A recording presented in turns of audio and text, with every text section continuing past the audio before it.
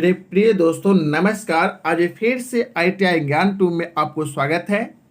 पिछले वीडियो में हम लोगों ने आपको 42 क्वेश्चन तक हम लोग देखे थे। ठीक है, जो इसरो का यह क्वेश्चन सेट चल रहा है, आपको विक्रम साराभाई स्पेस सेंटर जो त्रिवेंद्रम में यह सेंटर पड़ता है। ठीक है, जो इसके क्वेश्चन हम 42 क्वेश्चन नंबर तक हम लोग पिछले वीडियो में हम लोग पढ़ चुके हैं और उसको बाद इस वीडियो के माध्यम से 43 क्वेश्चन से 61 क्वेश्चन तक देखेंगे। ठीक है, और इसमें आपको 2/6/2019 में, ठीक है, 2/6/2019 में यह क्वेश्चन आपको पूछा गया था। ठीक है, 2/6/2019 में यह क्वेश्चन पूछा गया था। ठीक है, और इस वीडियो में प्रत्येक क्वेश्चन बहुत ही इम्पोर्टेंट है आपके सभी एग्जामों के लिए भी, अन्य एग्जाम में भी आता है और इसरो संस्थान में तो आता ही है। चलिए इसमें देखते हैं, यह क्वेश्चन आपको बारीकी से हम लोग अध्ययन करते हैं। 42 तक पिछले वीडियो में देखे थे, आपको 43 क्वेश्चन नंबर देखते हैं। 43 क्वेश्चन नंबर देखते हैं, इसमें क्या है कह रहा है 43 क्वेश्चन नंबर। ठीक है, इसमें देखिए बारीकी से देखिए, आपको यह क्वेश्चन जो देख रहे हैं, यह क्वेश्चन 43 नंबर क्वेश्चन जो यह आपको जो ISC पर जो भरता है जो स्टूडेंट, ठीक है, इसरो का टेक्नीशियन पोस्ट, तो एक कभी कभी आपको यह क्वेश्चन पूछ देता है। ठीक है, कैलकुलस से जो आपको क्या है, जो इंटीग्रल से यह क्वेश्चन है। ठीक है, जो इंटीग्रल से यह क्वेश्चन हम आपको बारीकी से इसको हम बताते हैं और इसको अच्छी तरह आप अध्ययन करेंगे। ठीक है, इसको नोट करते चलते हैं और ऐसे आप यदि सिर्फ ITI और इंटर पे भरते हैं तो यह क्वेश्चन आपको नहीं आएगा, लेकिन आपको मैट्रिक, इंटर और ITI पर भरते हैं तो यह क्वेश्चन आपको आता ही है। ठीक है, यह इस क्वेश्चन इस टाइप से एक क्वेश्चन डाल देता है, आपको ज़्यादा क्वेश्चन नहीं रहता है लेकिन एक क्वेश्चन रहता है। ठीक है, तो इसको भी हम लोग अच्छी तरह इसको देख लेंगे। चलिए इसको देखते हैं क्वेश्चन को। आप देखेंगे कि जैसे आपको क्या है कि इंटीग्रल्स x3y1 प्लस 8x⁸ और dx है, तो आप इसको देख लीजिए कि हम नोट करते हुए चलते हैं। ठीक है, इसको नोट करते हुए चलते हैं, स्टार्ट करते हैं कि यदि आपको यह जो s जो दिया हुआ है, ठीक है, मतलब इंटीग्रल्स जो दिया हुआ है, इसको आप समझिए कि इसे क्या करेंगे कि I इजकल टू नोट करेंगे इसको, I इजकल टू, ठीक है, I इजकल टू, यह I इसको ले लीजिए। ठीक है, और I इजकल टू आपको हो जाएगा इंटीग्रल्स x3 dxy, ठीक है, 1 प्लस x⁸ पावर 8 हो जाएगा। ठीक है, उसको बाद आप इसको क्या हम लिख सकते हैं कि x is equal to integrals x, ठीक है, x3 dx और y, ठीक है, 1 प्लस, ठीक है, x पावर 4, ठीक है, x पावर 4 और पावर स्क्वायर हो जाएगा 2, जो आपको इसको तोड़ दिए हैं। ठीक है, तो इतना आप नोट कर लीजिए, यह आप नोट कर लीजिए। उसको बाद नेक्स्ट हम आगे बताते हैं। इसका देखिए, इसका जो है ना मान आपको x पावर 4 का जो है x4 का जो मान है उसको हम बैठाते हैं। क्या मान बैठा है उसको थोड़ा सा ध्यान देना है कि इसका क्या मान बैठा है। ठीक है, तो इसके मान बैठाएंगे आप। नोट करने के बाद आपको हम बढ़ जाते हैं कि x जो होता है कि u इजकल टू हम मान बैठा है u is equal to x power 4, ठीक है, और उसको बाद dy dx is equal to 4x power 3, ठीक है। उसको बाद आप देखेंगे कि नेक्स्ट है आपको duy 4, ठीक है, is equal to x power 3 dx, ठीक है। तो ये सभी का मान आपको इनपुट करने पर आपको क्या आता है, उसको नेक्स्ट हम आगे बढ़ते हैं कि I इजकल टू, ठीक है, I is equal to 1/4 integrals dx, ठीक है, dxy 1 प्लस u स्क्वायर हो जाएगा। ठीक है, उसके मान आपको रिपोर्ट किए हैं x पावर 4 का। उसको बाद है नेक्स्ट आपको हो जाएगा I इजकल टू, ठीक है, I इजकल टू 1/4 tan आपको tan इनवर्स u, ठीक है, tan इनवर्स u, ठीक है, और प्लस आपको c कांस्टेंट लिख सकते हैं। ठीक है, उसको बाद आप इसको क्या हो जाएगा कि इस तरह से जो देख रहे हैं कि tan इनवर्स आपको यू, तो यू का मान आपको बैठा लीजिए, आपको यू का मान बैठाइएगा, उसके बाद आपको आ जाएगा। इसको नोट करने के बाद आपको नेक्स्ट हम आगे बढ़ते हैं, इसका यू का मान बैठाइए, तो आई इजकल टू आपको हो जाएगा, ठीक है। आई इजकल टू जो आई इजकल टू जो हो जाएगा उसमें आप ध्यान देंगे कि आई इजकल टू क्या होता है, ठीक है। तो आई इजकल टू आंसर देख लीजिए, आई इजकल टू 1/1 आपको 4 10 1/4 10 इनवर्स आपको x पावर 4, ठीक है, और प्लस सी, तो आपको यही आंसर हो जाएगा, ठीक है। आंसर आपको यही होगा। अब देखिए ऑप्शन में इस प्रकार से, अब देखो ये देखिए आंसर में आपको ऑप्शन में सी रहे या नहीं रहे, लेकिन आपको यह मिलना चाहिए, ठीक है। तो यह मिलना चाहिए, तो यह आपको किस में है, किस ऑप्शन में है उसको देख लेना है, ठीक है। किस ऑप्शन में है उसको देख लेना है। तो चलिए ऑप्शन को हम लोग देख लेते हैं। ऑप्शन देख लीजिए कि इस प्रकार से कौन ऑप्शन है। तो ऑप्शन देखते हैं कि हाँ, ऑप्शन आपको ए ही इसका आंसर होगा, ठीक है। ऑप्शन ए ही इसका आपको आंसर होगा, क्योंकि ऑप्शन ए ही इसका जो आ रहा है आपको 1/4, ठीक है, 1/4 और 10 इनवर्स, ठीक है, 10 इनवर्स, ठीक है, x पावर 4 और प्लस सी आ रहा है। तो यही आपको आंसर हो जाएगा ऑप्शन ए, ठीक है। इस क्वेश्चन का ऑप्शन ए इसका आंसर होगा, ठीक है। आपको थोड़ा जटिल लगेगा, लेकिन आईएससी से आपको यह क्वेश्चन है, तो आपको जब हैबिट हो जाता है तो बहुत सिंपल हो जाता है, ठीक है, और तुरंत यह बन जाता है, ठीक है। चलिए नेक्स्ट हम क्वेश्चन पे आते हैं। क्वेश्चन नेक्स्ट देखेंगे और उसको बारीकी से हम लोग अध्ययन करेंगे। चलिए नेक्स्ट क्वेश्चन पे हम लोग आते हैं, उसको ध्यान देंगे। चलिए यह क्वेश्चन नंबर आप देखेंगे 44 नंबर क्वेश्चन देख लीजिए कि 44 नंबर क्वेश्चन क्या कहता है। ये भी बहुत ही अच्छा प्रश्न है कि अगर मृदु इस्पात का अभिस्थापित कर्तन वेग 20 मीटर प्रति सेकेंड है, तो डायमीटर 20 मिलीमीटर प्रवेधन की बीट के लिए अपेक्षित गुणन वेग कितना होगा। देखिए ये बहुत ही अच्छा प्रश्न है, और आप लोग इस प्रश्न को आप जानते हैं, ऐसे बात नहीं है यह, क्योंकि आप लोग पढ़े होंगे जब ITI का, तो उसमें आपको समझिए कि यह सभी प्रश्न को बताए होंगे। तो उस क्रम में देखिए ध्यान देंगे कि जैसे क्या कैसे बनेगा। तो आपको क्या है कि RPM ज्ञात करना है, और आपको डायमीटर दिया हुआ है, ठीक है, आपको प्रवेधन के डायमीटर दिया हुआ है, जो इंग्लिश में थोड़ा देख लीजिए। If the recommended cutting speed of mild steel is 20 metre प्रति minute, what is the rotational speed, ठीक है, RPM required for an diameter 20 mm drill bit, ठीक है। तो आपको डायमीटर भी दिया हुआ है, और उसको बाद आपको रोटेशनल स्पीड आपको ज्ञात करना है, तो आपको RPM ज्ञात करना है, ठीक है। और उसको बाद है कि आपको क्या दिया है कि कटिंग स्पीड भी दिया हुआ है, ठीक है। तो कटिंग स्पीड दिया हुआ है, तो हम लोग RPM के जो फॉर्मूला होता है, जो डायमीटर जब mm में दिया रहे, तो फार्मूला क्या होता है, हम लोग क्या सीखे हैं कि फार्मूला आपको क्या होता है कि RPM इजकल टू RPM, ठीक है, RPM इजकल टू, देखिए RPM इजकल टू होगा आपको CS, ठीक है, CS मल्टीप्लाई 1000, ठीक है, उसको बाद आपको पाई गुने डी, ठीक है, पाई गुने डी, यह आपको फार्मूला होता है RPM ज्ञात करने के लिए, ठीक है। तो इस फार्मूला पे इसको बैठाएंगे। चलिए बैठाते हैं, उस पर थोड़ा सा गौर करेंगे, इसको नोट कर लेंगे इस फार्मूला को, और उसको बाद हम लोग इसको नोट बैठाते हैं और उसको सोल्व करते हैं। जैसे कि आपको क्या है कि CS कितना है, तो 20, ठीक है, 20 है, मल्टीप्लाई 20, ठीक है, 20 मल्टीप्लाई आपको क्या हो जाएगा 20 मल्टीप्लाई, उसको बाद आपको CS गुने 1000 है, तो 1000 कर दीजिए, ठीक है। और उसको बाद आप देखेंगे कि पाई गुने डी होता है, तो पाई के मान आपको 22/7 बैठाएंगे, ठीक है, पाई के मान 22/7 बैठाएंगे, तो पाई के मान 22/7, ठीक है।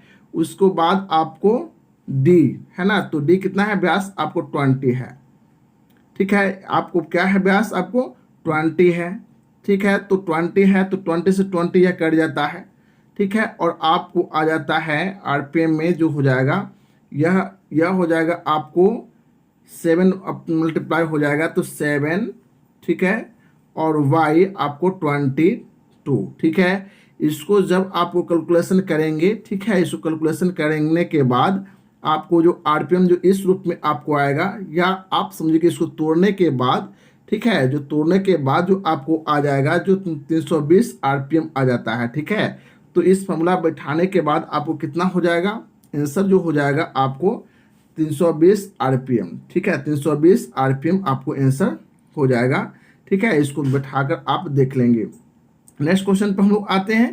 क्वेश्चन नंबर आप देखेंगे, क्वेश्चन नंबर नेक्स्ट देख लीजिए क्या कहता है। क्वेश्चन देख लीजिए कि आपको क्या है कि 45 नंबर क्वेश्चन देखिए कि साक्षी निशानों के लिए प्रयुक्त प्रिक पंचित्र का कोण डैश है। देखिए यह आपको साक्षी निशान मतलब कहता है कि आपको क्या है कि प्रिक पंच के बारे में करा है, ठीक है, प्रिक पंच के बारे में करा है। तो प्रिक पंच का जो है ना कोण कितना एंगल होता है, तो प्रिक पंच का एंगल जो होता है आप पढ़ चुके हैं कि 30 डिग्री होता है, ठीक है। जो आपको 90 डिग्री सेंटर पंच का हो गया और डॉट पंच का 60 डिग्री हो गया और आपको प्रिक पंच का 30 डिग्री हो गया।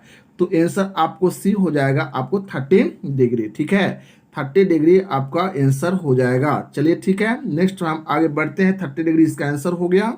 नेक्स्ट क्वेश्चन पे हम लोग बढ़ते हैं।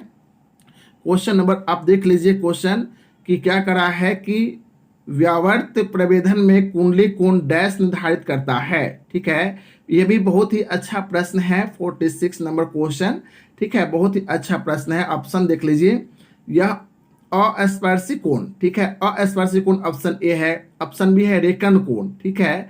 तो यही हो जाएगा रेखन कोण, ठीक है, रेखन कोण हो जाएगा इसका आंसर रैक एंगल, ठीक है। जो आपको helix angle in twist drill diameter the, ठीक है, तो रैक एंगल, तो आपको ऑप्शन बी इसका आंसर हो जाएगा।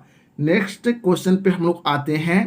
क्वेश्चन नंबर नेक्स्ट आप देखेंगे, क्वेश्चन नंबर आपको 47 क्वेश्चन देख लीजिए। 47 नंबर क्वेश्चन क्या कहता है उस पर हम लोग अच्छी तरह विचार करेंगे। जैसे क्या करा है कि वर्तन संक्रिया के लिए अगर तर्कु का वेग 128 आरपीएम है और छड़ का व्यास आपको 25 मिलीमीटर है तो कर्तन वेग कितना है।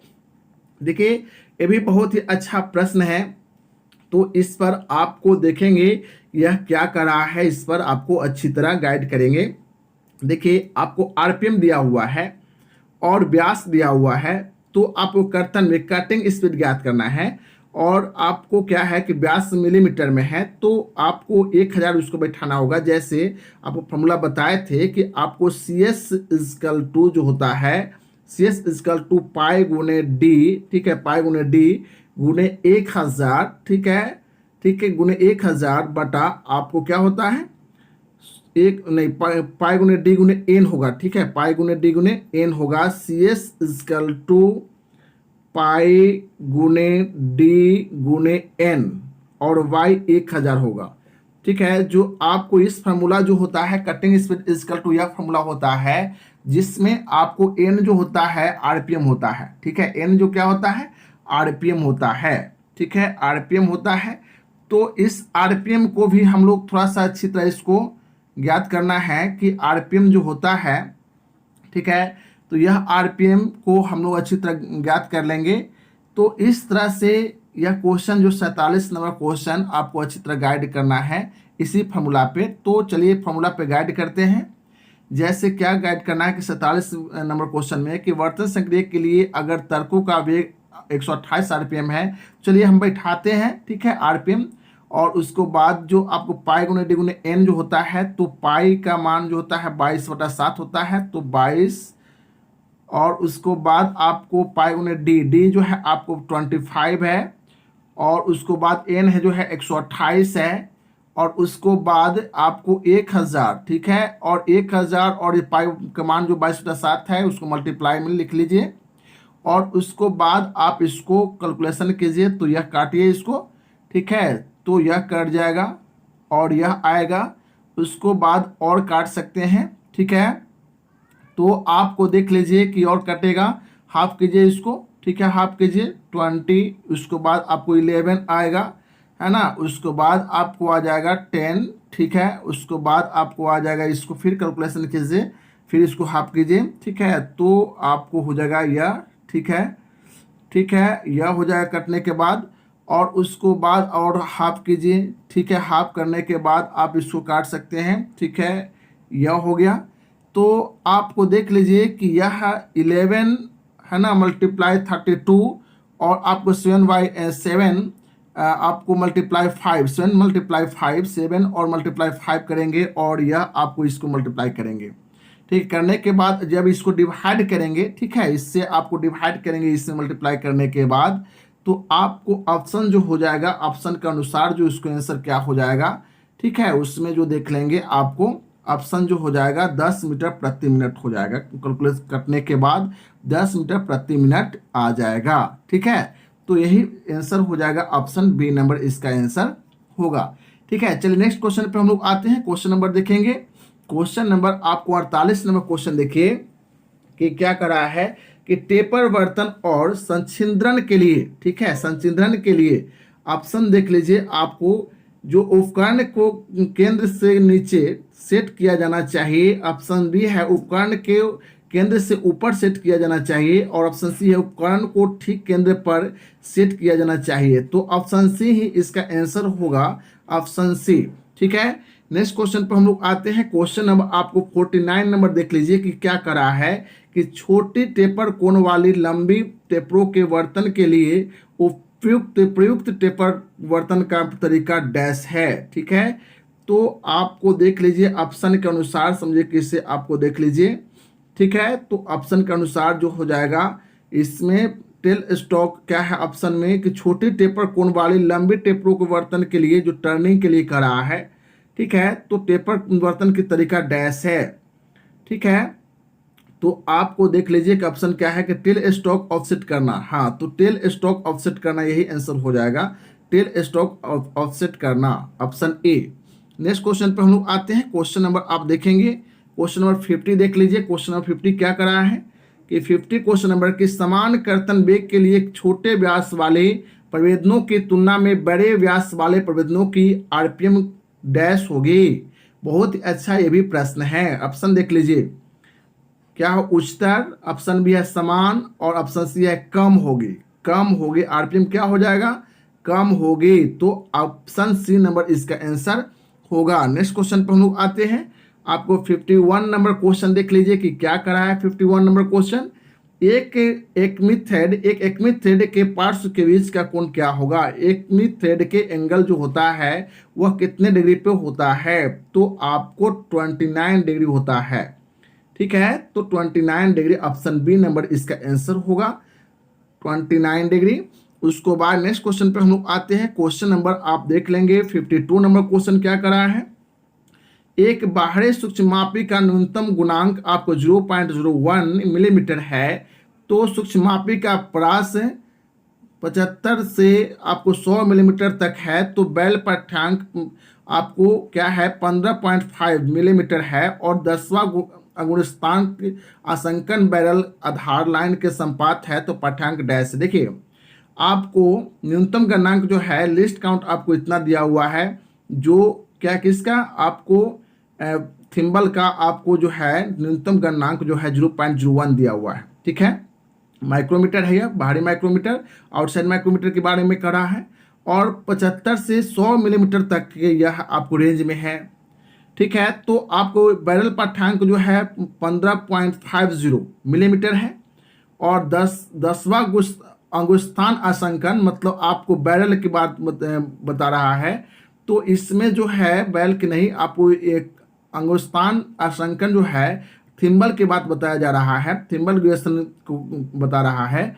तो आपको क्या करेंगे कि इसमें एक थिम्बल डिवीजन की मान ही होता है, लिस्ट काउंट होता है, तो एक थिम्बल डिवीजन की मान यह दिया हुआ है, तो इसमें क्या करेंगे मल्टीप्लाई कर देंगे। ठीक है, और मल्टीप्लाई करने के बाद जो पाठ्यांक, जो बैल पाठ्यांक जो है दिया हुआ है, उसमें क्या करेंगे ऐड कर लेंगे, जो आएगा वही आंसर हो जाएगा। जैसे कि आप थोड़ा ध्यान देंगे कि आपको क्या है कि 10वां हिस्सा है और यह 0.01 है, आपको एक हिस्सा होता है, तो यह क्या हो जाएगा कि 0.10 होगा। ठीक है, इसको मल्टीप्लाई करने के बाद आपको 0.100 होगा। ठीक है, तो उसको बाद आपको है बैरल पाठ्यांक जो दिया हुआ है, आपको कितना, आपको 15.50 दिया हुआ है। ठीक है, तो 0.100 जो होगा आपको उसको जब ऐड करेंगे तो 15.600 आएगा। ठीक है, तो आपको 15.6 यह जो होगा वही आंसर हो जाएगा। यदि आपको 75 ऑप्शन में 75 से एबव जोड़ते हैं तो उसको आ भी सकता है, लेकिन ऑप्शन के अनुसार चूज कर लेंगे जो यही आंसर होगा। उसको देख लीजिए क्या है, तो हाँ ऑप्शन ए ही देख लीजिए, इसका आंसर होगा कि 15.60 मिलीमीटर। ठीक है, चलिए नेक्स्ट क्वेश्चन पे हम लोग आते हैं। क्वेश्चन नंबर आप देखेंगे, क्वेश्चन नंबर 53 नंबर क्वेश्चन देख लीजिए। 53 नंबर क्वेश्चन क्या कहता है, चलिए 53 नंबर क्वेश्चन में क्या कहता है कि आर्यदंत थ्रेड में थ्रेड का रूप डैश है। आर्यदंत थ्रेड में थ्रेड का रूप डैश है, तो आप देख लीजिए कि एक पक्ष में 1 डिग्री के और दूसरे पक्ष में 30 डिग्री की अनतिक। ठीक है, जो बहुत ही अच्छा प्रश्न है भी, उसको देख लीजिए कि एक पक्ष में 3 डिग्री की और दूसरे पक्ष में 30 डिग्री। हाँ, आपको यही हो जाएगा, ऑप्शन बी नंबर इसका हो जाएगा। ठीक है, 60 टूथ आपको थ्रेड का वह पूछ रहा है, तो एक 3 डिग्री होगा और दूसरी तरफ से हो जाएगा आपको 30 डिग्री होगा। ठीक है, चलिए नेक्स्ट क्वेश्चन पर हम लोग आते हैं। क्वेश्चन नंबर आप देखेंगे 54 नंबर क्वेश्चन देख लीजिए क्या कर रहा है। 54 नंबर कि टेपर पिन रिमर में टेपर डैश है। ठीक है, तो ये भी बहुत अच्छा प्रश्न है। इसमें देख लीजिए ऑप्शन कि 20 में 1/1 जो होता है, 20 में 1 और उसको 50 में 1, तो 50 में 1 होता है। ठीक है, ऑप्शन आपको बी हो जाएगा इसका आंसर। नेक्स्ट क्वेश्चन पे हम लोग आते हैं। क्वेश्चन नंबर आप देखेंगे 55। वह क्वेश्चन क्या कर रहा है कि 12 मिलीमीटर व्यास के रिमर से मृदु इस्पात पर एक छिद्र बनाना है। अगर अमाम 0.3 मिलीमीटर और अति अमाम 0.05 मिलीमीटर है, तो रिमिंग से पहले छिद्र प्रवेदन के लिए प्रवेदन का व्यास कितना होगा। देखिए इसमें क्या होगा कि आपको ये बहुत ही अच्छा प्रश्न है और आते रहता है। तो इसमें आपको जो होता है कि जो रिमर साइज जो दिया हुआ है उसमें रिमर साइज माइनस आपको ओवर साइज और अंडर साइज दोनों को आपको क्या प्लस कर लेते हैं। जैसे कि आपको हो जाएगा 0 जो है आपको 12 जो है 12 माइनस आपको क्या हो जाएगा 0.3। ठीक है, 0.30 कर लीजिए और प्लस आपको 0.05। ठीक है, और इसको ऐड कर लीजिए, और इसको ऐड करने के बाद आपको क्या करेंगे कि 12 में से इसको माइनस कर लीजिए।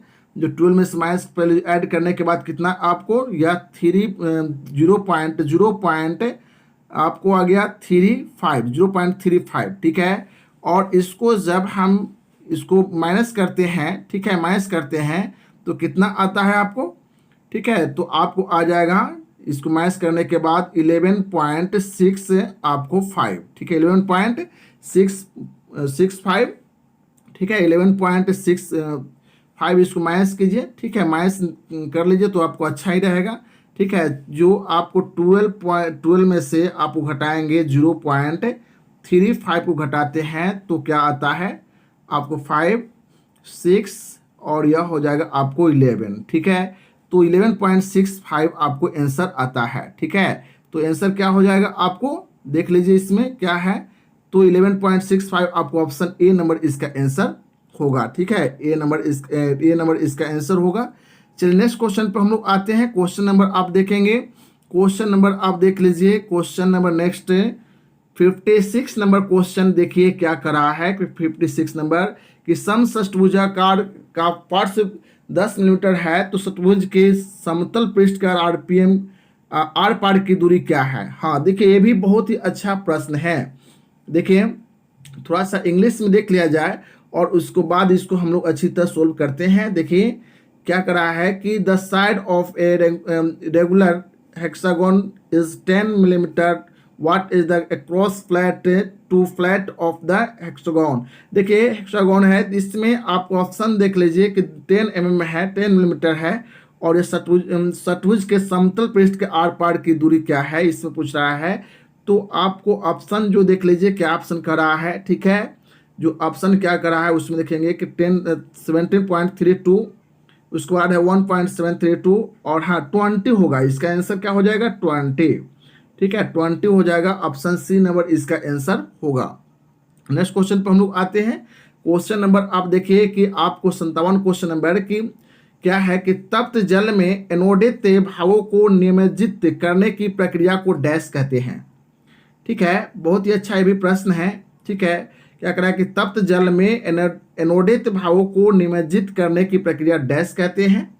ऑप्शन देख लीजिए, क्या है कि कैलोरीन, ठीक है, क्लोरेजिन, उसके बाद है ग्लोनाइजिंग, और ऑप्शन सी है हाँ सीलिंग। तो ऑप्शन सी हो जाएगा आंसर इसका सीलिंग।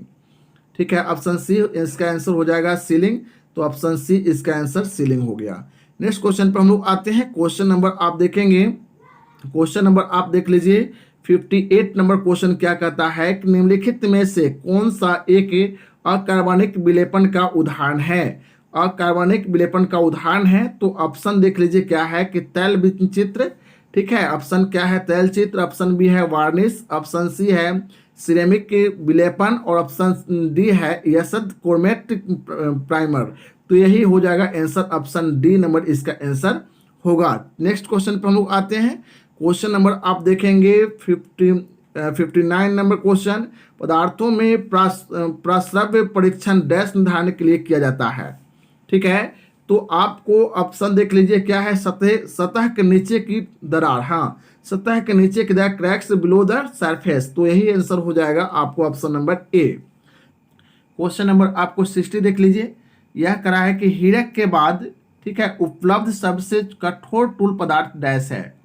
ठीक है, ये भी बहुत ही अच्छा प्रश्न है, इसको देख लीजिए। ठीक है, तो ऑप्शन जो देखिए कि क्या है कि एस्टेलाइट, आपको सिरेमिक, ऑप्शन सी है सीमेंटेड कार्बाइड, और ऑप्शन डी है क्यूबिक ब्रॉन नाइट्राइड। ठीक है, तो आपको ऑप्शन जो हो जाएगा डी ही इसका आंसर हो जाएगा, आपको डी। ठीक है, तो ऑप्शन डी इसका आंसर हो जाएगा, ऑप्शन डी। नेक्स्ट क्वेश्चन पर हम लोग आते हैं। क्वेश्चन नंबर आप देखेंगे, क्वेश्चन नंबर आपको 61 जो नंबर क्वेश्चन देख लीजिए कि लास्ट क्वेश्चन है इस वीडियो का। आप देखिएगा कि जब टूल को केंद्र से नीचे सेट किया जाए तो, ठीक है, टूल को जब नीचे सेट किया जाए तो क्या कर रहा है कि ऑप्शन देख लीजिए कि शिखा रेखन कोण में वृद्धि होती है, ऑप्शन बी है शिखा रेखन कोण में कटौती होती है। हाँ, ये हो जाएगा शिखर रेखन कोण में कटौती होती है। तो ऑप्शन बी नंबर इसका आंसर हो जाएगा। चलिए, इस वीडियो के माध्यम से आपको 61 नंबर क्वेश्चन तक देखें। इस वीडियो को आप लाइक करें, शेयर करें, सब्सक्राइब कर लें और बेल आइकन को दबा लें ताकि नए वीडियो का नोटिफिकेशन आप तक पहुंच पाए और आप इसका लाभ उठाएं। Bye bye, take care.